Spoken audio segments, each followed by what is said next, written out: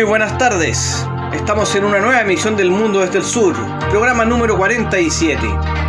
Soy Raimundo Greguard desde Santiago, Chile, y como siempre, con la gratísima compañía de Maximiliano Sbarbi Osuna, que nos acompaña desde Buenos Aires, Argentina. Hola Maximiliano, ¿cómo estás? Hola Raimundo, ¿qué tal oyentes? Bueno, contento de estar aquí nuevamente en una nueva emisión del programa.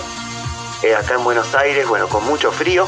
Finalmente llegó el frío y que se hacía desear para algunos, para otros como yo no. Pero ya en esta etapa de otoño era raro que no bajara la temperatura. ¿Y cómo está todo por allá? Sí, aquí bueno, ya el frío se instaló ya hace un tiempo. Y ayer anoche pudimos disfrutar acá en Santiago del eclipse lunar. Claro, no, acá en Buenos Aires estuvo tan nublado que solo se pudo ver el comienzo nada más. Sí, aquí... ¿Y qué tal? Aquí no, bien, siempre interesante y bueno, bonito, un espectáculo de la naturaleza, uno de los tantos espectáculos, ¿no?, que nos da la naturaleza y que son gratis. A veces nos quejamos sobre que todo es caro, que no tenemos acceso a los espectáculos, y aquí hay un caso, por ejemplo, al cual se puede acceder fácilmente. Exactamente, sí, siempre espectaculares los eclipses. Sí. Bueno, me imagino que tendrás algo de la actualidad internacional. Sí, por supuesto, como siempre, y yo sé que tú también lo estás haciendo, uno está revisando noticias. Mira, quería destacar algo, voy a empezar con algo no muy, la verdad, malo. ¿Para qué usar eufemismos? Malo. La semana pasada fue terrible para el periodismo porque con apenas un día de diferencia murieron dos periodistas. Bueno, la primera fue Shirin Abu Akleh, una periodista palestina, conocida y destacada corresponsal de Al Jazeera, de la cadena Al Jazeera en inglés, y que fue asesinada el 11 de mayo, supuestamente por fuerzas israelíes. Ella estaba usando en el momento de su muerte, tenía puesto el chaleco que decía especial, que decía prensa, por lo tanto esto tiene que ser investigado. Sí, fue tremendo, además el video del funeral en donde la están llevando y la policía les pega a los que transportan el cuerpo, un horror realmente. No, fue, como tú dices, terrible porque si había algo de duda sobre la responsabilidad de las fuerzas israelíes al ver el trato inhumano que le dan a un cadáver que está en un momento solemne, que es el funeral, uno ya no puede tener dudas, la verdad. O sea, de verdad las imágenes son brutales. Sí. Así que bueno, lamentable. Y un día después en Chile murió Francisca Sandoval. Algunos dicen que no tenía el título de periodista, pero por lo bajo era una reportera ciudadana que trabajaba para un medio de una población. Población, creo que en Argentina son las Villas Miserias, no me acuerdo cómo se llaman. Pero un barrio pobre, y ella estaba cubriendo el 1 de mayo, el Día del Trabajador, una manifestación que derivó en choques, y ella estaba ahí trabajando, le llegó un balazo en el cráneo. Estuvo internada 12 días y al final murió por la gravedad de la herida. Claro. La policía disparó contra la multitud, no. ¿Le disparó a ella? ¿Cómo fue? No, en este caso no fueron la policía, sino que aquí hubo un problema de delincuentes que empezaron a atacar a los vendedores ambulantes, y en este proceso alguien, dicen que parte de estos delincuentes disparó y asesinó a Francisca. También dicen que son delincuentes que están vinculados a las mafias que actúan en esta zona de Santiago y que se aprovechan, cito literal, un medio chileno, se aprovechan de la venta ambulante y de la explotación de migrantes. Así que son dos hechos realmente lamentables, y recordemos que el año pasado, según el Comité para la Protección de los Periodistas, murieron 28 colegas en el mundo. Tremendo, sí. Un horror esto. Sí, bueno, sí. Yo tengo otra noticia también que tiene que ver con la región. Resulta que el ex secretario de Estado de Donald Trump, Mark Esper, publicó su biografía en la que destaca un hecho bastante curioso, ¿no? Destaca una reunión que hubo entre Donald Trump cuando era presidente a principios del 2020 con Juan Guaidó, el autoproclamado presidente venezolano, junto con otros también opositores se reunieron, y Trump le ofrece directamente asesinar a Maduro. Le dice así textualmente: ¿qué pasaría si el ejército estadounidense se deshiciera de Maduro? Y Guaidó contestó: siempre le deseamos la bienvenida a Estados Unidos, ¿no? Esa es una respuesta curiosa también. Sí. Aunque los venezolanos que viven en Colombia quieren recuperar el país por ellos mismos. Entonces, Esper, en ese momento el ministro de Exteriores, ¿no? El secretario de Exteriores, el jefe, el jefe del Pentágono, el secretario de Defensa, ofreció entrenar a venezolanos en Colombia, porque Estados Unidos está acostumbrado, dijo, tiene experiencia en entrenar mercenarios, ya lo ha hecho, en varios países, ¿no? Y así es como se gestó la operación Gedeón, en la que en mayo de 2020 Venezuela la pudo desbaratar, pero el plan original, directamente ofrecido por Trump, era asesinar a Maduro, directamente. Bueno, es algo que se ha rumoreado, que no necesariamente respecto de Trump o Estados Unidos, pero claro, algunas veces uno escucha esto así como el magnicidio, ¿no? Sería, que claramente en mi opinión no es la solución. O sea, la solución nunca va a ser matar a alguien. Y ojalá que no ocurra, porque además sería una injerencia inaceptable que más allá de lo que uno piense de Maduro, que, opinión personal, yo creo que es una dictadura, pero eso es un problema de los venezolanos y si se quiere de los sudamericanos, no otros países. Claro, seguro, sí. Guaidó era considerado débil por Trump, por eso le terminó bajando el pulgar y así cayó un poco la figura de Guaidó frente al mundo, ¿no?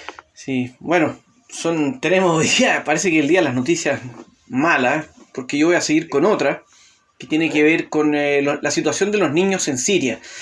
Ajá. La Organización de Naciones Unidas, conocida como ONU, dio a conocer que hay 12,3 millones de personas que necesitan ayuda humanitaria en Siria, de los cuales, y esto es un récord, 6,5 millones son niños.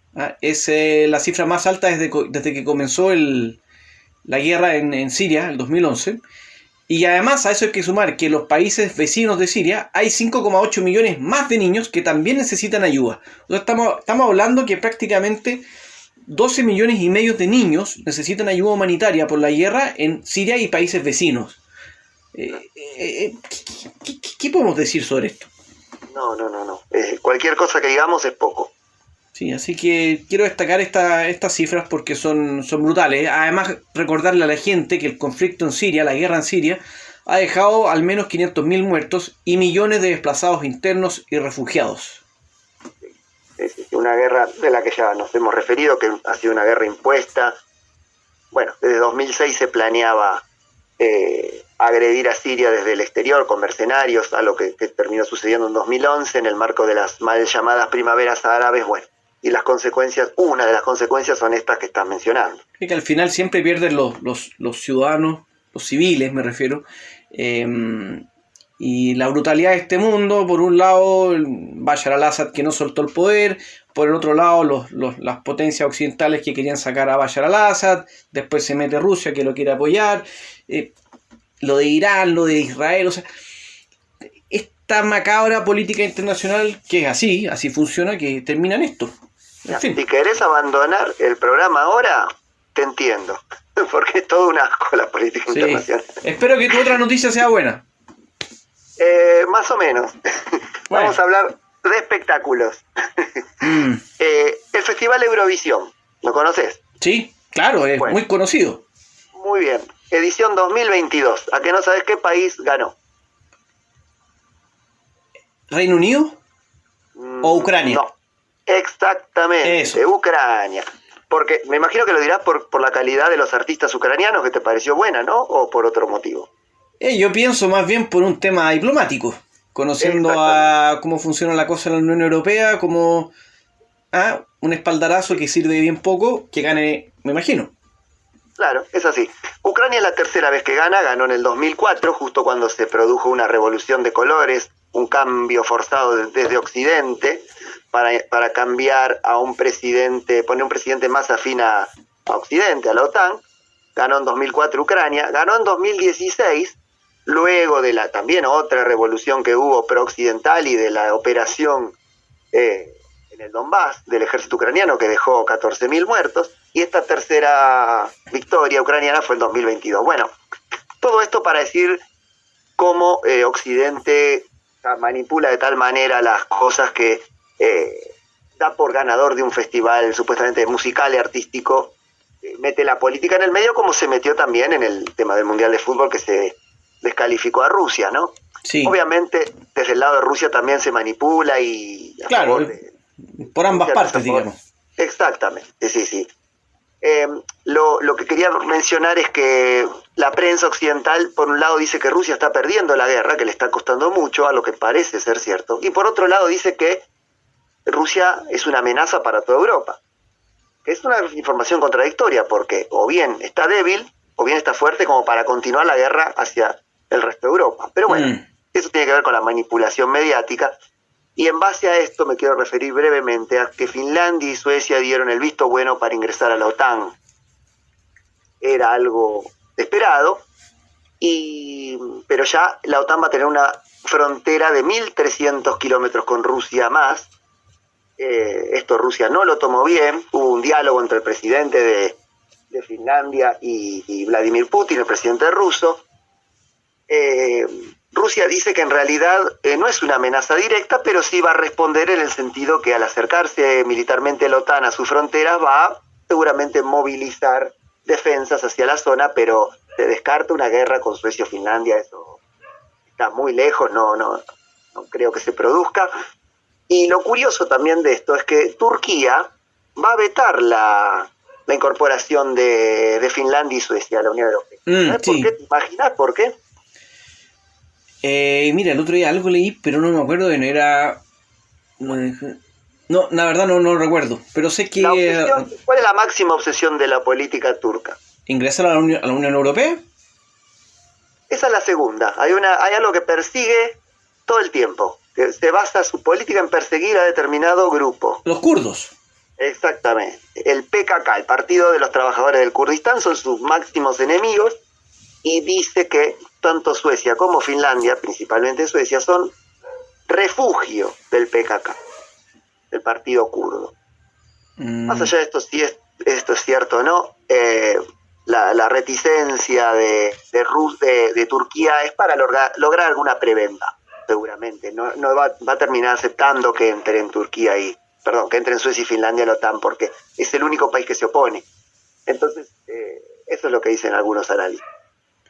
Sí, así que bueno, decime, sí. No, va a ser interesante ver cómo sigue esto. El tema, lo que parece fácil, el ingreso de estos países a la OTAN, se puede complicar por la postura de un socio militar importante como Turquía, porque tengo entendido que tras Estados Unidos es el ejército más grande de la OTAN. Mira, claro, no sabía que era el más grande. Tengo entendido, es lo que pienso, es lo que recuerdo. Hay que confirmarlo.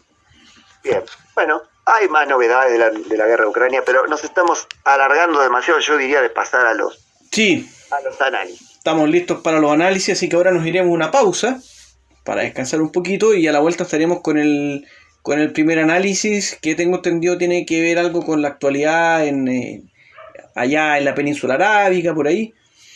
Sí, Emiratos Árabes Unidos es un país que se está transformando en una potencia regional y más allá también. Lo veremos después de la pausa, si te parece. Perfecto, nos vamos a la pausa.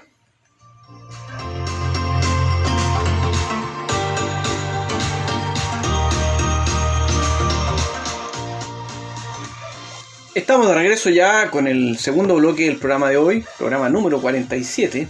Ya nos acercamos al número 50, Maximiliano. Y quería que nos mencionaras, o sea, que nos comentaras qué está pasando allá en Emiratos Árabes Unidos. Creo que ha habido cambios en el gobierno. Sí, un cambio forzoso por la muerte del presidente, Khalifa bin Zayed Al Nahyan.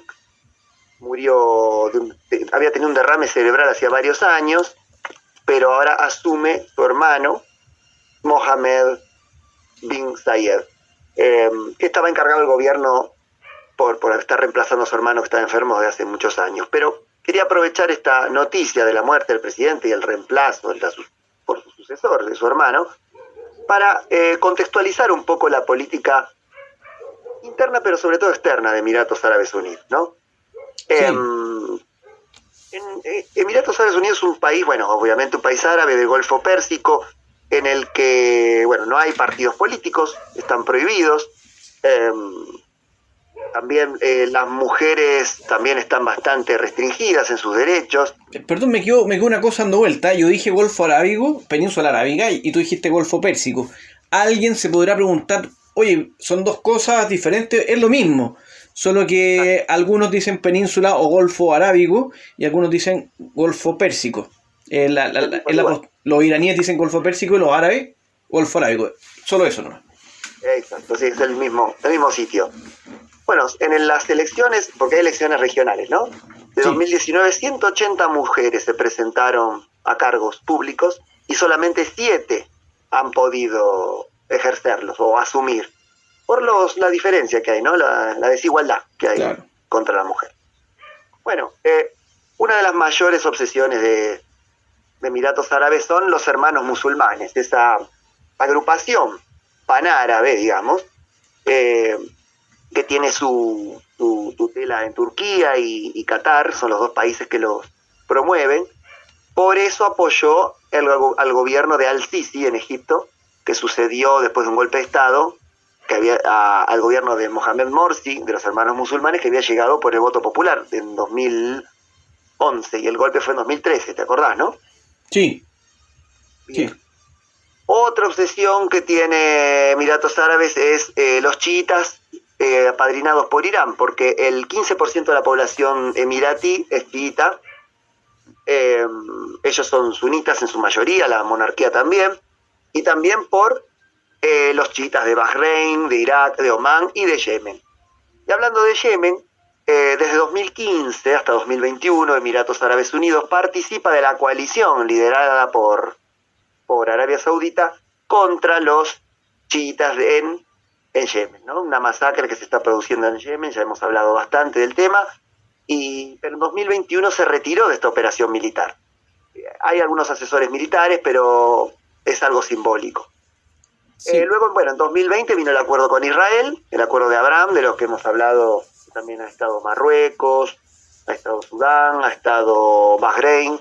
Bueno, Emiratos Árabes Unidos es otro de los países que acordó normalizar relaciones con Israel, pese a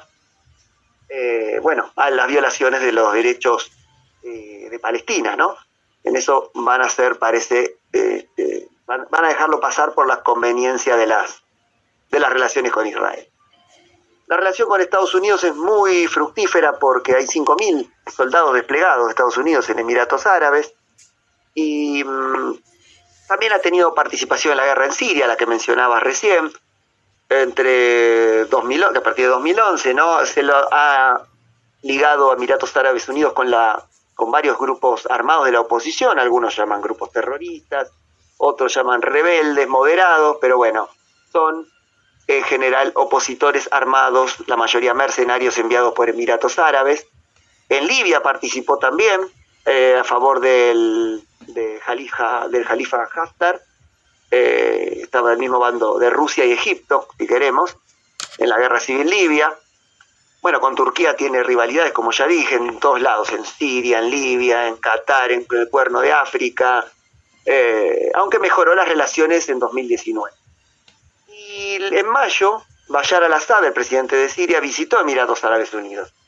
Es decir, que además de tener relaciones con Israel, tiene relaciones con un enemigo de Israel que es Siria. Y en 2018 reabrió la embajada en Damasco de Emiratos Árabes. Así que es un país bastante, en este momento se está abriendo, tiene una política en este momento bastante abierta, ha limado asperezas con varios vecinos, entre ellos Qatar, participó junto con Arabia Saudita, con Bahrein y con Egipto del bloqueo de Qatar. ¿Te acuerdas del bloqueo marítimo, aéreo, terrestre? Sí, no, claro, que fue uno de los puntos álgidos de esta pugna que tuvieron Qatar y varios de los países del Consejo de Cooperación del Golfo, pero también que se extendió a todos los países del llamado mundo o universo árabe. Y claro, yo quería agregar una cosa que no hay que olvidar, por si la gente no lo sabe, que Emiratos Árabes Unidos se ha convertido en los últimos años en una potencia emergente en esta región. Medio Oriente, Península Arábiga, pero también al Sahel, el Cuerno de África, y y incluso ha empezado a tejer lazos profundos con otras regiones del mundo, incluyendo, por ejemplo, América Latina. Ajá. Mira, no sabía lo de América Latina, sabía de las inversiones que tiene en Europa, pero no en América Latina. Sí, por ejemplo, en el caso de Chile, cosa rarísima, hay un vuelo directo que va de Chile hasta Emiratos Árabes Unidos, me parece que es Dubái.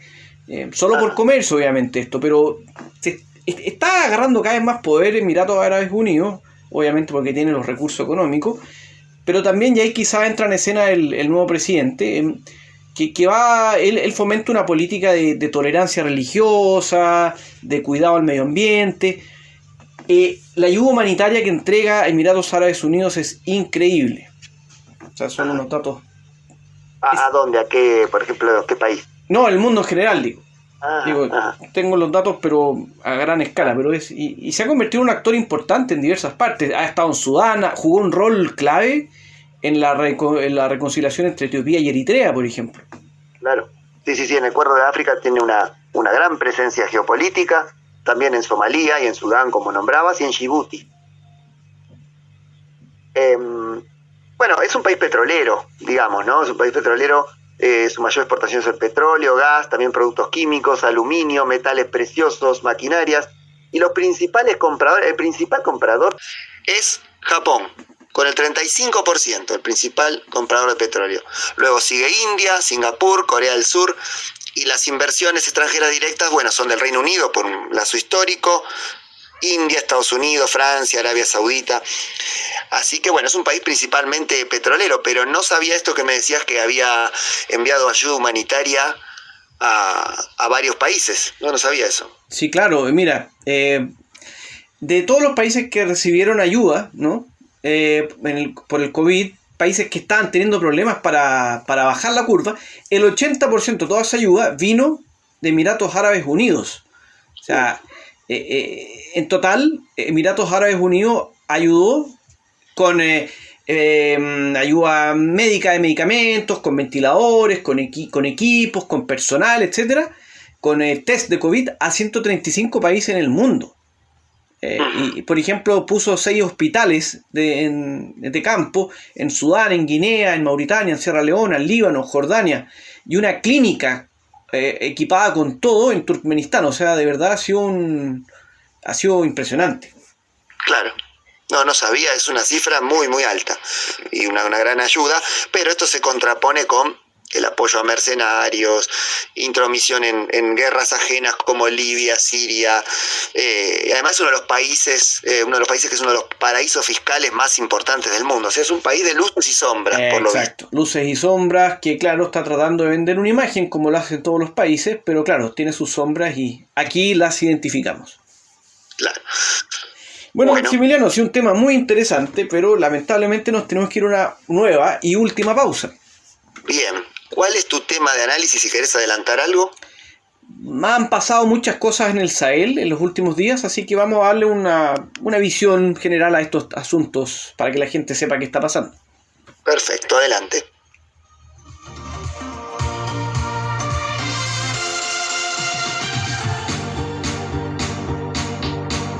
Seguimos en El Mundo desde el Sur, programa número 47, y con poco tiempo que nos queda, Raimundo nos va a hacer un repaso de lo que sucedió en el Sahel, que parece que fue un fin de semana bastante movido, ¿no? Sí, a ver, la semana pasada en el Sahel, lo hemos visto en otros programas, han pasado muchas cosas, golpes de Estado, hay inestabilidad política social, ¿no es cierto?, terrorismo, inmigración. Yo quiero tomar una serie de eventos que ocurrieron la semana pasada, para que la gente sepa que todo lo que está ocurriendo allá y que esto tiene implicancias para la región, pero también para otras partes del mundo. Lo primero es que la noche del 10 al 11 de mayo hubo un atentado terrorista que dejó 8 muertos en Togo. Alguien dirá, oye, pero ya es muy, muy triste esto, pero pasa todos los días. Bueno, la noticia es que es el primer atentado terrorista cometido por grupos, como dicen algunos, yihadistas. A mí no me gusta esa expresión, pero algunos la usan, en este país. Es algo inédito. Claro, además Togo creo que está alejado del Sahel, ¿no? ¿No está sobre el Golfo de Guinea al sur? Claro, está. De hecho, Togo no pertenece al Sahel. Yo lo pongo en esto del Sahel porque tiene fronteras con otros países del Sahel ¿ya? Y es lo que ha pasado con Benín, donde también el terrorismo que afecta al Sahel ha llegado a las fronteras de países como, en su momento, Senegal, Costa Marfil y ahora Togo y Benín. Entonces es importante. Esto tiene que, mira, para tener una dimensión de lo que está ocurriendo, el sábado pasado hubo 3 atentados en Burkina Faso, en el norte y el centro del país. Hubo más de 40 muertos. Y este país sufrió un golpe de Estado en enero y desde ese entonces ha habido más de 100 muertos por el terrorismo. Entonces, volvemos al tema. La lucha contra el terrorismo debe ir acompañada de gobernabilidad. Claro. Más noticias. La semana pasada se anunció en Níger que dieron de baja a 6 militares. ¿Por qué? Porque los acusaron de haber participado en el intento golpe de Estado que ocurrió entre el 30 y el 31 de marzo. ¿Ya? Además, y aquí quiero detenerme un poquito, el 13 de mayo, ¿ya?, hubo manifestaciones en Malí, principalmente en apoyo a la cooperación militar con Rusia, y un día después, el 14 de mayo, hubo protestas anti-Francia en Chad, que fueron organizadas por Wakit Tama, que es la coalición de oposición que tiene el régimen del clan, podríamos decir, Déby, porque murió su padre y asumió su hijo. Esto no es novedoso porque ya hemos visto el sentimiento anti-Francia en Malí, pero ahora también lo vemos fuertemente en Chad. Sí, en Chad creo que es nuevo eso, sí, me parece. Claro. Y de hecho, Macron, el presidente Macron, como quieran decirlo, fueron los primeros en apoyar al hijo de Idriss Déby cuando asumió como nuevo jefe de gobierno, digamos. Así que es llamativo. Pensé que Macron era un presidente que apoyaba las democracias, me equivoqué. Suele ocurrir eso, ¿no? Sí. Y lo que al mismo tiempo podemos decir que está creciendo este sentimiento anti-Francia y va ganando el terreno del apoyo a Rusia. Y a Rusia, cuando se habla de Rusia en estos países, especialmente en el ámbito militar. Entonces es muy interesante, porque esto ya deja de ser un problema netamente del Sahel o de África, sino que ya afecta a las grandes potencias del mundo y la disputa que tienen entre ellas. Claro. ¿Qué trajo esto, Maximiliano? Que además, en paralelo a esto, el 15 de mayo, ayer, Malí anunció que se va a retirar del G5 Sahel. El G5 Sahel es un bloque de integración regional integrado por Malí, Burkina Faso, Níger, Chad y Mauritania, que luego formó una fuerza militar antiterrorista que fue apoyada por la Unión Europea, entre otros. Dice que se va a retirar de este bloque porque asegura que al interior de este organismo de integración hay fuerzas gubernamentales de otros países que no quieren que Malí tenga la presidencia pro tempore que le correspondería ahora. Claro. Además apuntó a Francia y a Níger. Es otra movida, en mi opinión, de la junta militar que se quiere quedar en el poder. Y ahora, además de Francia, incluye a Níger como un potencial enemigo político. Exactamente. Así que por eso es importante tomar esto. Y por último, quería mencionar que lo que ocurrió en el Sahel la semana pasada está ligado a la visita que realizó el ministro de Relaciones Exteriores de Rusia, Sergei Lavrov, a Argelia el 10 de mayo. Según informan diversos medios argelinos y de otros países, el presidente de Argelia, Abdelmadjid Tebboune, le habría pedido a Lavrov que tengan una presencia militar más fuerte en Malí. Ajá. Y además, ¿para contener a los yihadistas, será?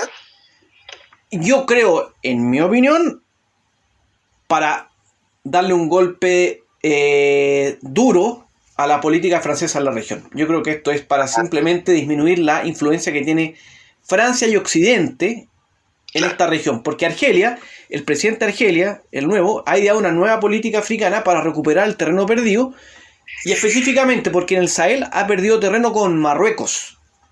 Sí. El Sahel fue históricamente el patio trasero de Argelia, desde la visión, digamos, argelina, y resulta que Marruecos empezó a ganar fuerza. Entonces está conteniendo a Marruecos, a los amigos de Marruecos, y por ende a la Unión Europea. Además, dialogaron sobre el jazz. Claro. Sí, suena más lógico eso que lo que dije yo, sí. Es verdad. Así que, Maximiliano, es un resumen, pero eso es lo que ocurrió y Bueno, hay Bien. que seguir todos estos temas porque están todos conectados. Y seguro, hablaste de que Rusia está como potencia militar, pero recordemos, y con esto ya te libero a los oyentes, China es la potencia económica emergente y que avanza en África, sobre todo en el Sahel también. Es decir, por un lado tenés a Rusia con su aparato militar y sus milicias Wagner privadas, mercenarias, y por otro lado tenés el avance de China. Eso es lo que preocupa a la Unión Europea, que también está perdiendo terreno en el Sahel. Y sumemos el avance poco a poco de Turquía y de un país que mencionaste recién, Emiratos Árabes Unidos. Entonces se está claramente preocupado en la Unión Europea, claramente. Claro. Bueno, sí, hay que seguirlo porque son temas muy importantes, muy apasionantes también. Y bueno, ya con esto me parece que el programa ha llegado a su fin. No sé qué opinas. Exactamente, Maximiliano. Lamentablemente ha llegado el momento de, como digo siempre, de bajar la cortina, de despedirse. Así que te deseo una gran semana, lo mismo para todos los oyentes, y nos estaremos reencontrando el próximo jueves. ¿Cómo no? Sí. Les recordamos que se suscriban al canal de YouTube del Mundo desde el Sur y les agradezco habernos acompañado. Así que hasta la próxima. Sí, muchas gracias a todos por su fidelidad y nos estamos reencontrando en unos días más. Hasta la próxima.